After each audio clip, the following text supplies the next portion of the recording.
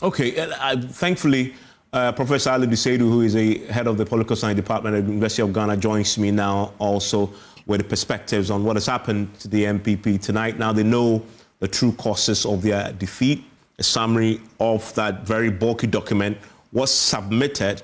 Already they formed the committee, a constitutional committee, a 9-member constitutional committee, to try and look at what it can change.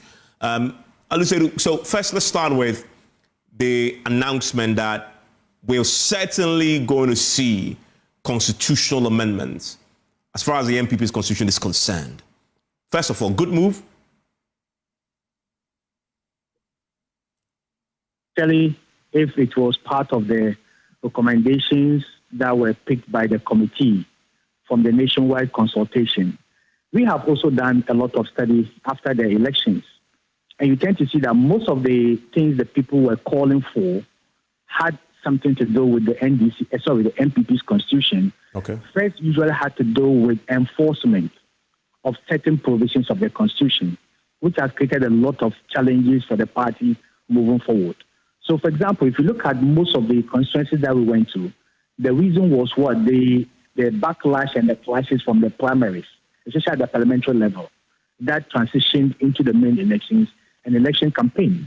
And most of them had to do with the fact that constituency executives were taking sizes in the contest when the MPP constitution clearly forbid them from doing that.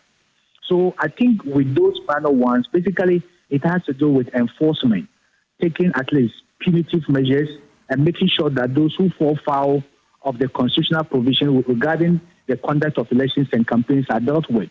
But others had to do with also making amendments to the constitutions to either allow certain things that were not allowed in the past to happen, or to either take out certain things that were previously allowed not to happen.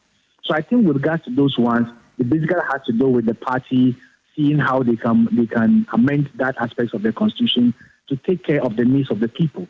But I also agree that in doing this, Evans, a lot of caution has to be taken, because sometimes the intentions may be very good from the constituents, from the committee that made the recommendation, but you face a lot of challenges with implementation. If care is not taken, if the recommendations are not studied well, and then a whole lot of things.